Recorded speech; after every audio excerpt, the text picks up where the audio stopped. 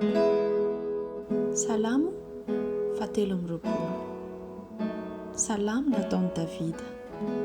Andriamanitra no mpiandry ahy, tsy hanan-java-mahory aho.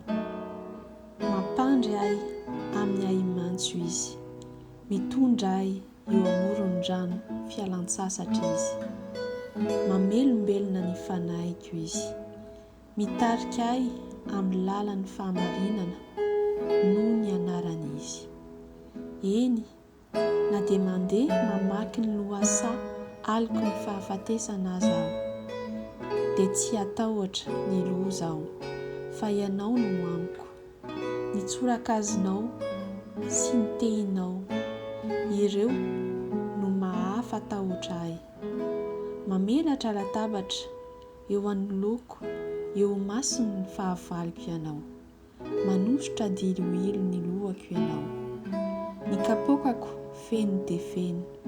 Eny tokoa, fahasoavana sy famindrapo no anaraka ahy amin'ny andro rehetra iainako, dia hitoetra ao an-tranon'ny Tompo andro lava aho.